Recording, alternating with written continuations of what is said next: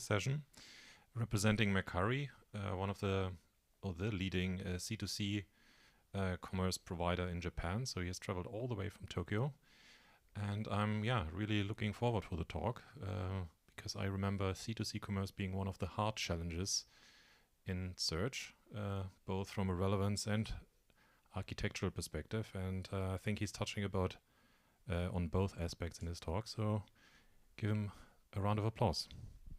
Thank you. Thank you for the introduction. All right. Hello, everyone. So my name is Kaiyi. So I'm based in Tokyo. I'm part of the team Search and Discovery at Mercari. So I'm the head of engineer for the team. The search discovery basically facilitate matching between our users and items. And I guess today I will talk about the AI and LLM application at my company. But first of all, I will do some introduction to this company. So maybe you're not too familiar with that. Actually, I have slides, but I will just go to the website so that you have a more intuitive understanding. Actually, in US we have website, this one. So actually, in US you can use our company's platform to sell your unused products and also buy. However, we don't have a big presence in the US. More of our customer are locally in Japan, and I think we can access maybe the Japan. Yes, Japan website. So this one is the the Japan website, very similar. But basically it's a second-hand e-commerce platform. All right. Okay, and the second thing is we do have a engineering blog. Many of the contents in my slides coming from our published articles. So we have an AI team is separate from my team, search and discovery team.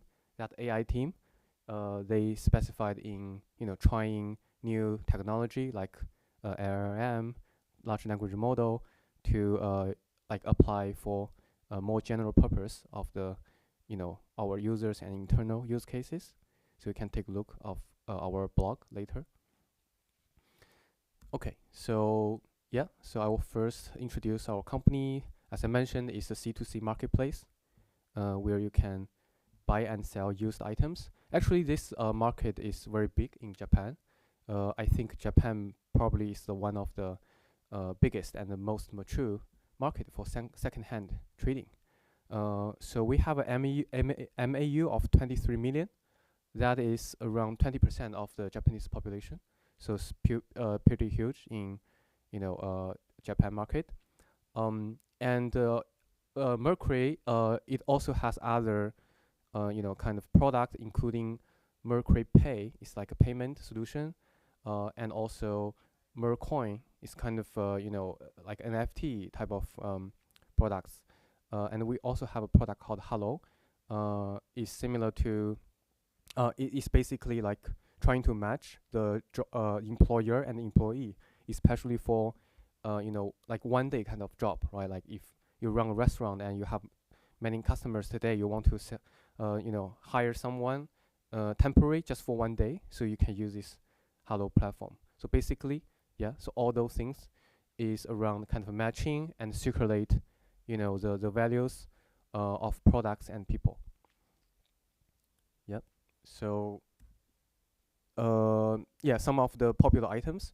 So although it's local in Japan, but you can purchase anywhere from the world through some agent.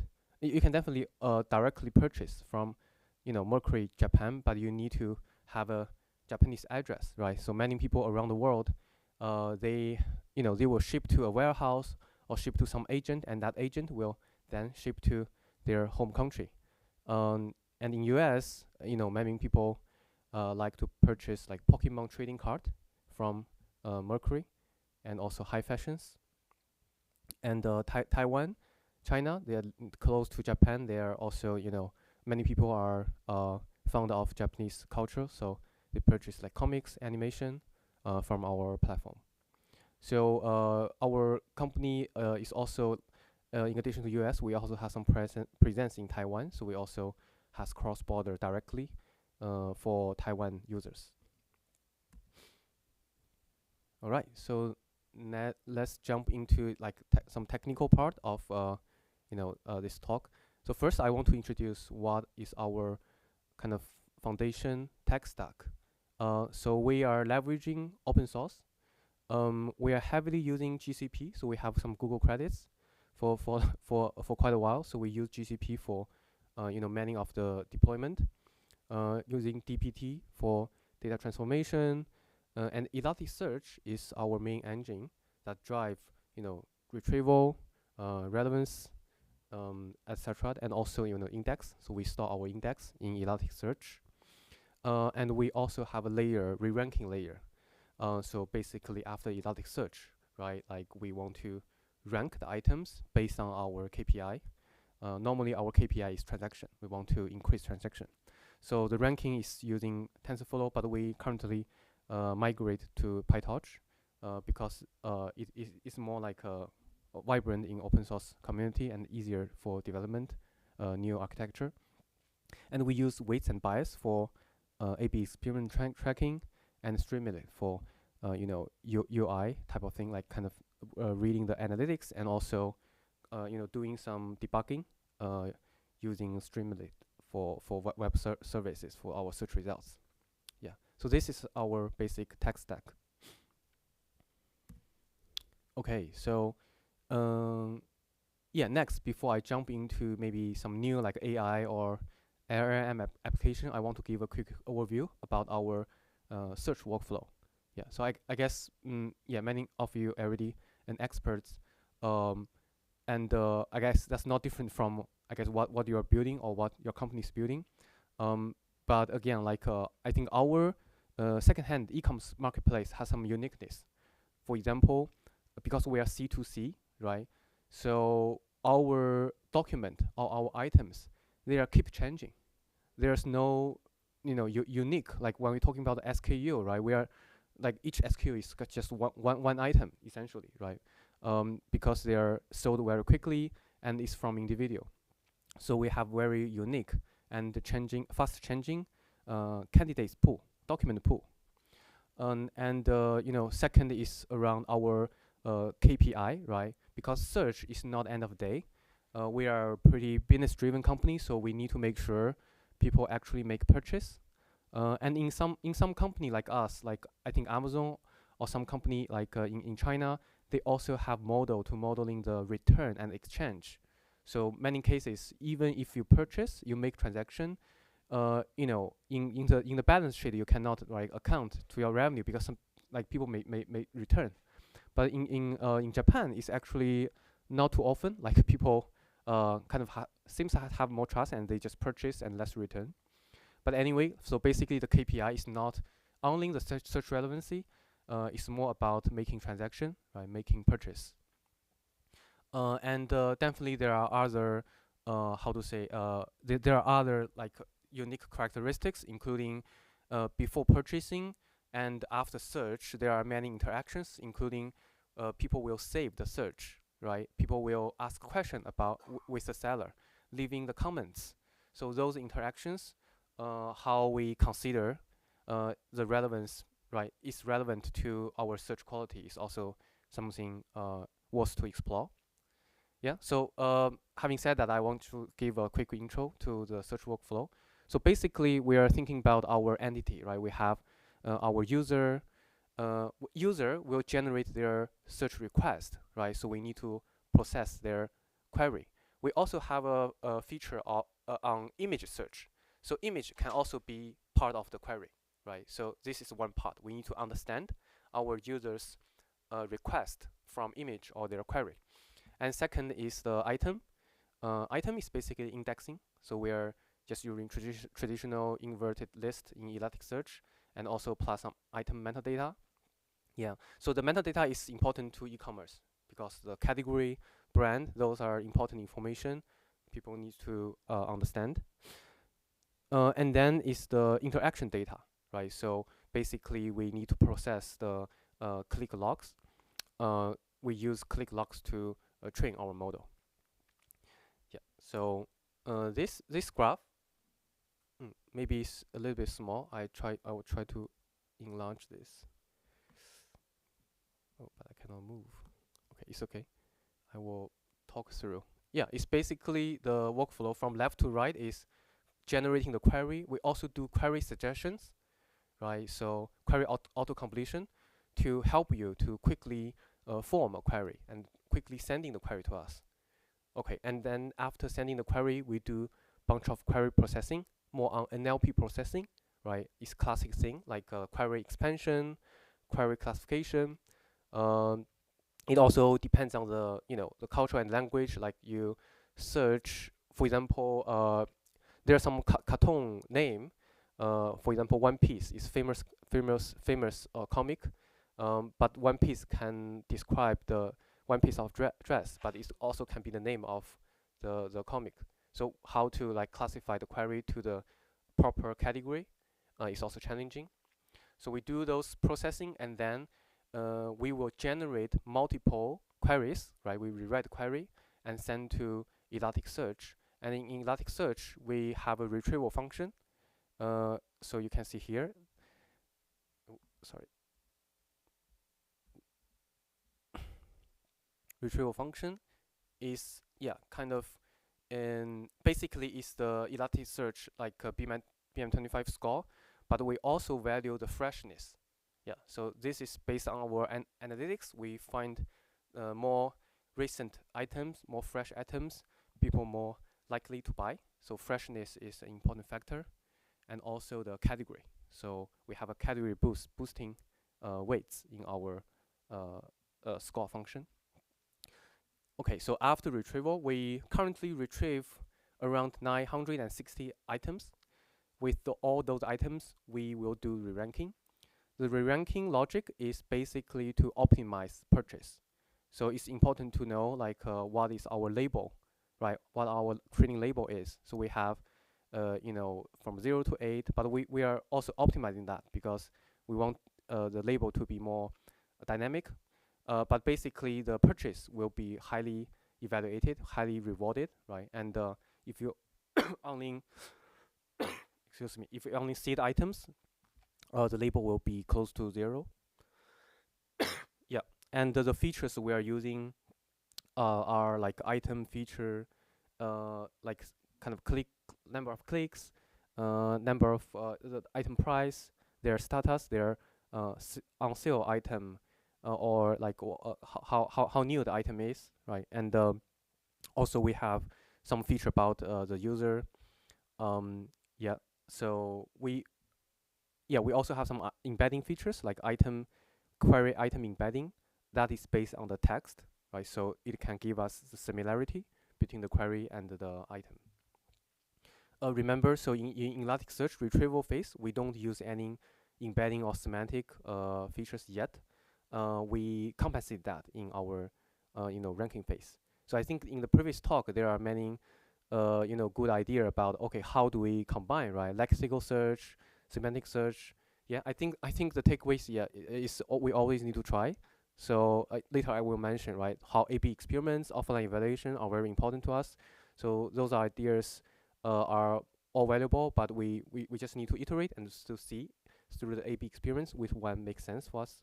But currently, we have more like embedding feature in ranking, but not in retrieval. Yeah, and offline we use this NDCG to do offline evaluation. Yeah, and finally we show the results to our users. Yeah, so this is our current search workflow. Yeah, I will skip this slides, but basically this slide is talking about our focus in the future. Like, so we are like 11-year-old company. For search team, we kind of develop over last 5 or 6 years. So we are not like too new, but definitely not too like mature. So our bottleneck, I think in the past, when we do many ideas, we launch new features, it's always increase the transaction, right? Because our users are still growing, right? And we are small in size. But recently, we have bottleneck. And I think the kind of the bottleneck how we can remove the bottleneck is we need to focus on evaluation, a very good offline evaluation, because we sometimes we do a lot of experiments, but it all failed, right? It's because our offline evaluation cannot tell us the accurate result before we doing A/B, and A/B experiment is costly. We need to spend 2 weeks, right? We also need to split the online traffic, so it's not good. Like we use A/B to do a lot of like a judgment. Yeah, and then another thing is incorporating more embedding features. So that can boost our model performance. Okay, so so I will jump into kind of the main topic for today's talk is about how like we're using some of the new technology, large language model in our company. So I just pick up some example, and if you have more interest, you can read our blog and also contact me offline. Okay, so when we think about LLM application, it's not only for our users, but also to help us increase our efficiency, development efficiency, operation efficiency, and also including hiring efficiency. So I think there are already some company out there. They are kind of disrupting the interview process by providing, kind of interview preparation or helping like using robot, right, to interview people first interview directly. So I think those are good ideas. And internally, we have launched this interview feedback tool.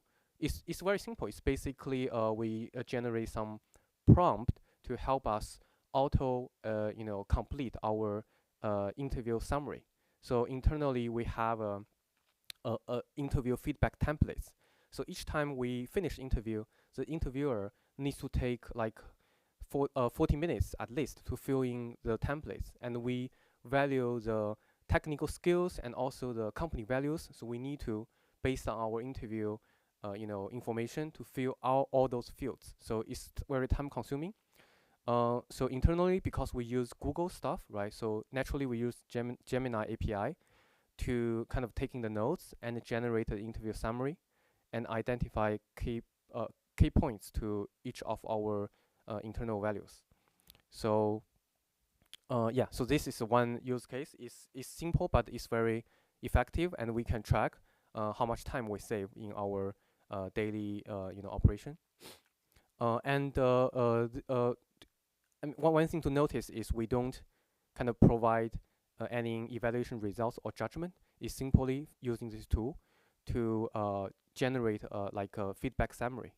So so end of day, the decision needs to be made by managers. And another use case is in our search, we find it very useful is synonym generation.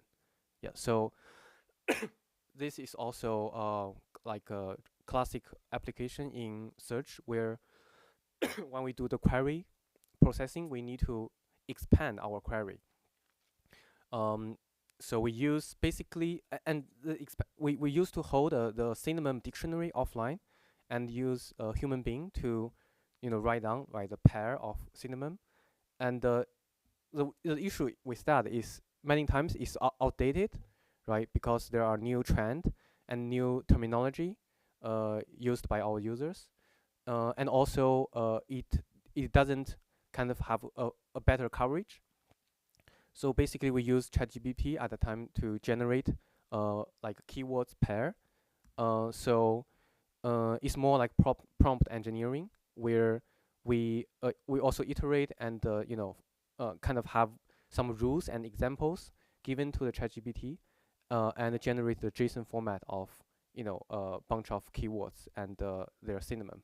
And the source of keyword is easy because we have so many queries, right, already existing in our database.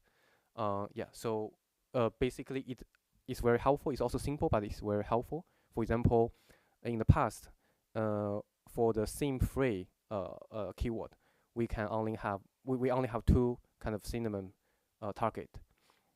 But using ChatGPT, we can generate many of them, and they are actually useful because when we do A/B experiments, it can actually increase our purchase rate. So here the BCR is kind of buyer conversion rate, right? So how many buyer converted to people who purchase. So it increased significantly and increase our GMV. Yeah, so this is the early, like one of the early example we did in our system. And this is not costly because we maintain this offline. So it's not an online operation. It's an offline kind of database. Yeah, and we also do like query translation. This is used in our cross-border transaction. So as I mentioned, we also have some presence in a country like Taiwan. So the Taiwan user, they may type English or Chinese, and we want to translate them into the Japanese. So when we design this product, when we're talking about cross-border, we are also thinking how do we do that more efficiently? Do we need to create a new set of index, right? Or do we need to maybe translate all the listing descriptions? But those are like a little bit too much efforts. So query translation is simple, right? Kind of we just need to translate the query. We maintain all the index, maintain all the listing, and if people still needs to want to see the translation of the listing, we can also support, but not often they need, right? So because some Japanese character is understandable by Chinese reader. Yeah. So again, this is also it's also interesting in terms of when we build a prompt, we realize actually the Taiwan users sometimes they mix the language, right? They mix Japanese, Chinese, and English because they know this is a Japanese platform. So they are also trying hard to write some Japanese term. Actually, if they use like Chinese or English 100%, their query quality will be even better. It's because they mix the language, and apparently they are not good at Japanese. So it actually confuses our system. Yeah. So we cannot change the user behavior, right? So we need to kind of tackle that by adding some additional instruction in our prompt. For example, yeah, we just tell, right, LLM, the query may be a mix of different languages. Yeah, and we also handle some edge cases.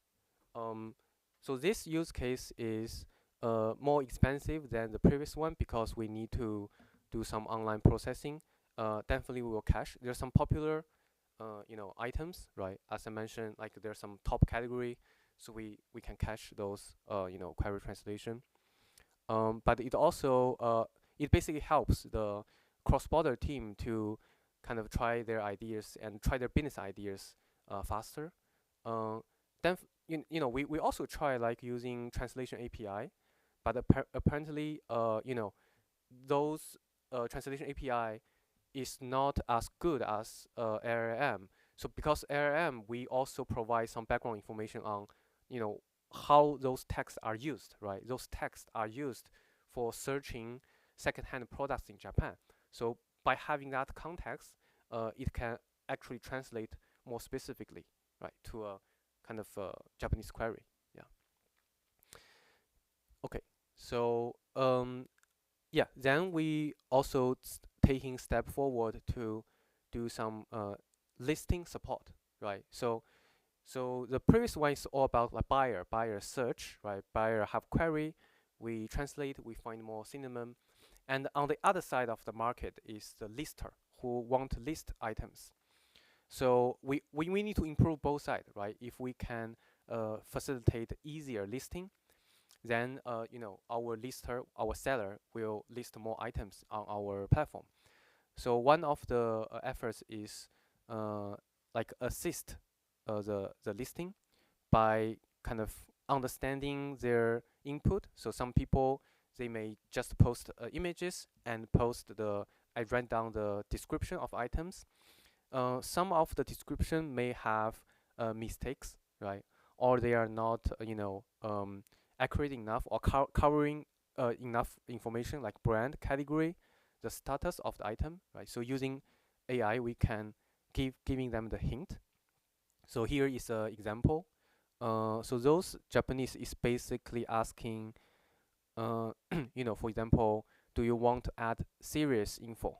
So I think this is kind of a card game, and those are some, I think some professional serious information for the card, like is the product is a deck or sleeve and play mat, yeah, something like that. But basically, yeah, if you post something, for example, iPhone, if you didn't specify, I guess like the version or sometimes depending on the country you purchase iPhone, the function is different, right? So the AI can give you a hint to provide such information. And again, those information is very general. We are not fine-tuned, unique to our own use cases, right? So ideally, in the future, we can do that. Like in our, for example, we are doing this project where there are some buyer who have some query, right? But those query returns less than 50 result. That means maybe we don't have those items, or we have those items, but the description of those items didn't match those query. So that can be one thing, right? Those query can tell the buyer needs, but it's missing in the listing of the product. So we should also provide that hint to the lister.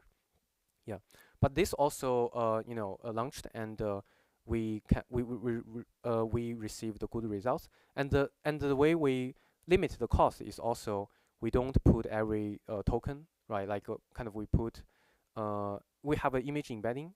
You can generate some text, and we also put the item description into the as an input token. Yeah, so in this way we can kind of limit the cost of using the API. So and later we also try to build our own LLM model. So there are some open source model that is good at tokenizing Japanese. So we use this Gemma 2B IT to for this particular AI listing project. Yeah, and another example of using AI listing is to extract attributes from our listing. So this is essential to e-commerce. People tend to use the attributes as the keywords, right? So they're looking for maybe the size M, looking for certain price, looking for certain color. So those information are very important, for like matching. So yeah, the challenge of like not using AI to do that like in the past is we will miss some information because the attributes are dynamic and varied. We maintain a category and brand tree, but it's really human labeled and human made. So this cannot be changed right very rapidly. So using AI, we can help with that, and yeah, including the new item and the category. And another thing is because of the language, yeah. So we will see more and more items, right? Like listed in our website using multiple language. So this is also essential. How do we map different languages attributes into the one ID? Yeah. So this is also useful, a good use case of AI. So this use case is basically we adding more metadata in our index, right? So the previous one is more on in the listing, the user they don't need to take efforts. They will put more things and making sure more accurate. And this one is more on the back end. We can generate better attributes, better categories in our index system. Okay, so yeah, so here is another application. So is our recent launch. Rather, the LLM application is more on like a embedding application. So it called similar looks recommendation. So this work also developed along with the image search. So now using our app, you can take a picture of another product and it will return similar look products. So it's also I think important for second-hand marketplace because many of the items they're unique, right? You cannot find similar items in the B2C market, or you cannot find the correct description of those items. So picture becoming very important. So here we are using Siglip. So Siglip is basically the extension of Clip kind of model. I think the previous speaker also talked about that. And basically it use image and text embedding, and it allows for zero-shot learning. So you can directly use that without any fine tune. So we use Siglip as a basic model to conduct similar looks. Yeah, so the input of data for Siglip is our product title and product image, and it can kind of generate recommend like similar items from our item database. So yeah, the way we evaluate, as I mentioned, is we have offline evaluation using NDCG, so user search log. So yeah, so basically people, when they click, when they save the item, when they make comments on the item, they are all positive samples. And the we also do the PCA to kind of shrink the size of the embedding size so that it can fit into our latency requirement. So yeah, it receive good result in offline using NDCG, and then we also launch it in the AB, so also see the significant improvements in transaction KPI. Yeah, so basically the model is simple, and it's more on how we engineering this. As I mentioned, we need to fit into our latency requirements, so that's the reason we use PCA to reduce the dimension. It helps with the latency to decrease from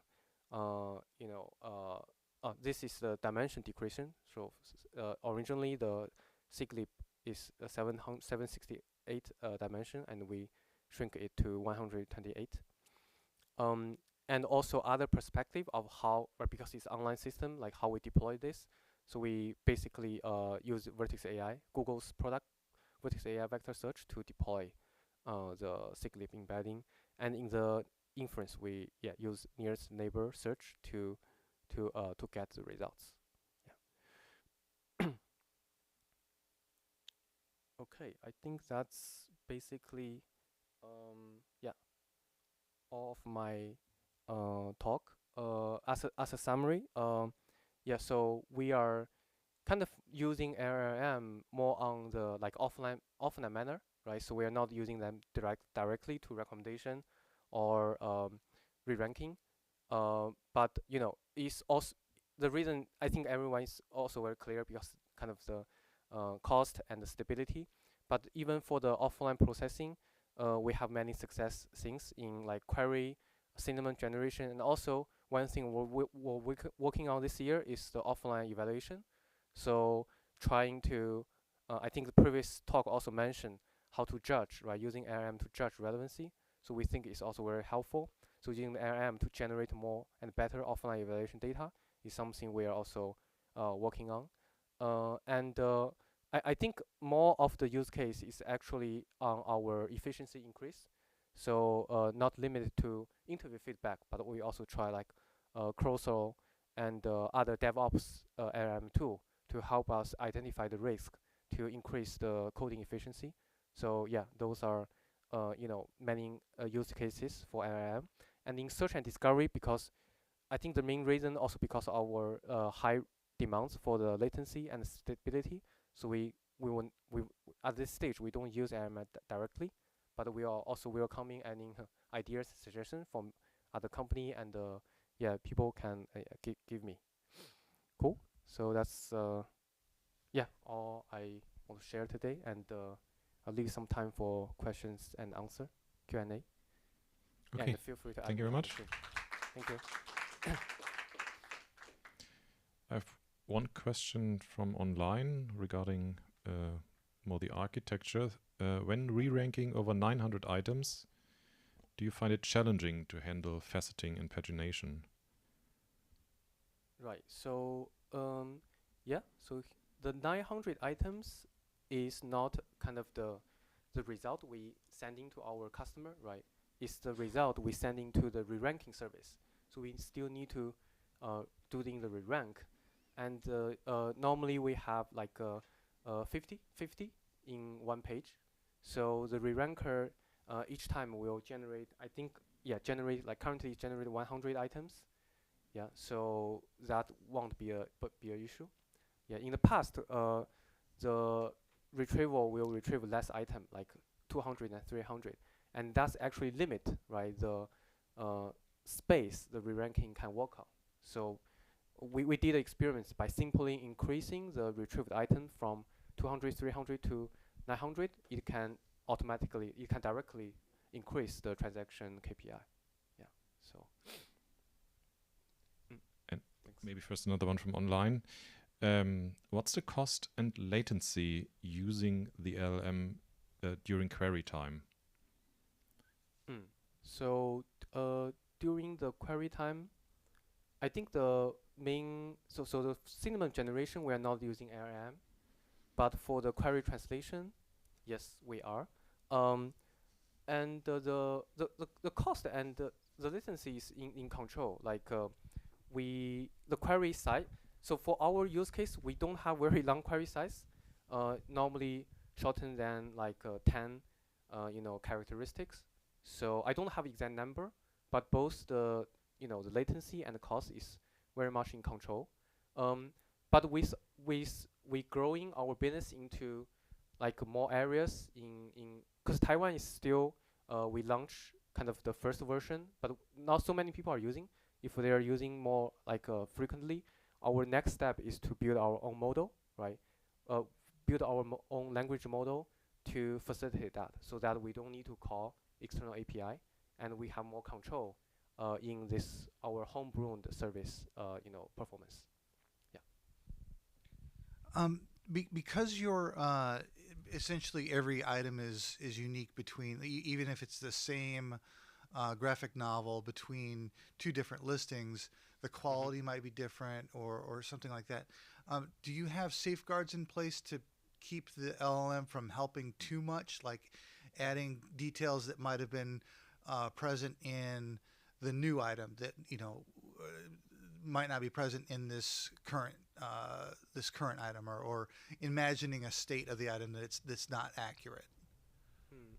So is your question on like to make it fair for LLM to? Yeah, keep it from adding too many details that are not accurate for this particular instance of the item. Yeah. Yes. So we have some control on the kind of the output token, right? Like it essentially limit kind of the number of, for example, cinnamon or attributes the LLM can generate. Yeah. So and also basically that is the main thing. I think is it basically the same for every every items. And another thing is we also mention, for example, in the query processing translation, we are allow LLM to generate like a NA or I don't know, kind of a result. So it kind of help with kind of safeguard, right, to avoid any abuse or malicious generation. Yeah. So I was curious. You said that each item is kind of its own unique SKU. So let's say we've got a I don't know, Pokemon card, and over time there's going to be 1,000 people who sell that same Pokemon card on Mercari. Do you guys maintain like an underlying item list, or because I would think people don't want to have to populate all the attributes of it every time. So do you maintain like an underlying one that then they type in Pokemon card and it pulls up the? Yeah, I can do a live answer. So yes, so definitely. So basically, traditionally before any of AI and LLM, we have the product data people, right, to generate attributes, right, brand name, this information. We have a tree of category and tree of brand. So that will kind of, when the user input their listing, we will give them hint on, okay, maybe this fits into your category or something. But they can always input others. Yeah. So especially for the popular items you mentioned, I think that is very has a lot of constraints. Yeah, of their input. For new items, we will need more like a LLM to help, like give the hint or generate more attributes. Yeah. So here, basically this means some filter, right? So also the people using we are suggesting people use filter, right, to make kind of the search result filter. Yeah, so this is also an example. We had that in place. Yeah, we also have like maybe iPhone is easier. Yeah, so you can see here, we also have this called a collection. So yeah, this is basically matching the query because we are searching iPhone, and we basically make a collection of the items. So this is for the buyer, right? They can, those texts are man-made, but underlying we kind of group those similar items together. Definitely, those are popular search queries and items. Yeah. Thank you. Yeah, sure. An online question from Zhang Li. What's the difference between the two use cases? AI listing to generate metadata for indexing versus a synonym generation? Oh, right. So yeah, so synonym generation is from the buyer perspective because they will input a search query, right? And that query, normal processes, we need to expand the query. Like one query will become like 8 query, right? And each of those 8 queries will be putting some, new information into it. Yeah. So the synonym generation is purely from the buyer perspective, and the AI listing is from seller. So this use case is seller. They want to sell something, sell something. They need to write down the description of the item, an image of the item, right? In this case, how can we, easy this process to provide a hint to them? Yeah. So this, but again, like those need to be meeting in the middle, right? Because the synonym generation, ideally, they need to match. They need to be very similar to the listing attributes. So that's the reason, like here, AI listing, like extract attributes is basically even, for example, the listing has some description, but we want to extract more, more formal, or in the taxonomy, more matching our synonym kind of attributes. So this is in the backend, we will extract additional attributes from the listing so that in our index system, we store them, and this can match the query synonym, for example, yeah, in the real time.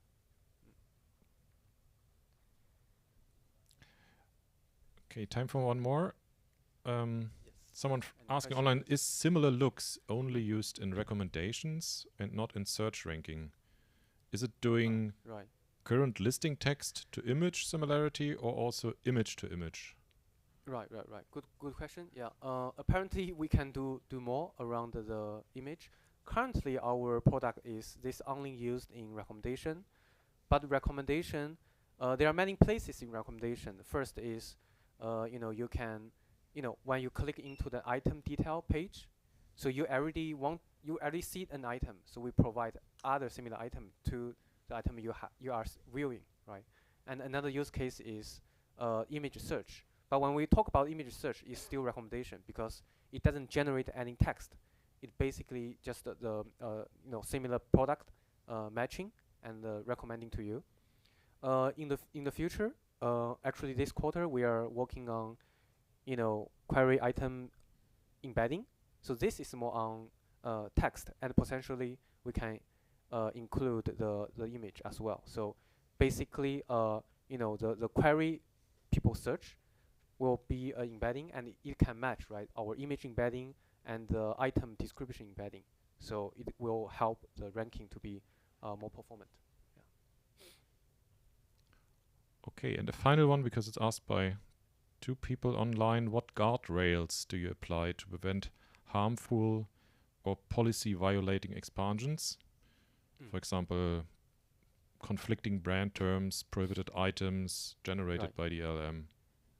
Right. So I think similar to the first question, yeah. So that's, I think the current control is not that strong. Like it's more on in the prompt, right? We provide some constraint, and we also favor more accurate but not high recall. So we allow LLM to generate I don't know or not applicable. So far it's okay because we didn't observe any like report or feedback from the user, something's wrong. And there's another trust and safety team at Mercari to tackle with the fraudulent activity. But those activities more from the user, consciously, doing something bad. For example, they return some products already they used, right? Things like that. Yeah. But another thing maybe worth to mention is we actually build a wrapper around, ChatGPT external API, using our own service and our own policy, right? Like this Liu is only usable by our own company employee, and we wrap them around. And in case you need to use, LLM to, for example, generate PRD, right? Or for example, you're giving a talk or something, you want to polish your presentations, so you can use this internal thing. And this is more on the security guide about the data, so you can freely to put our company data and user data into this system. Yeah, so this is another thing, like internal safeguard. Yeah, but external safeguard, yeah, I guess we need to work on that, but it's more reactive. I feel like unless we have some report, or someone tells us we need to do something, we will act. Yeah, but so far I think it's good. It's quite. Yeah. Okay, yeah, very interesting insights. Thank you, Kaiyi. Yeah, thank you everyone.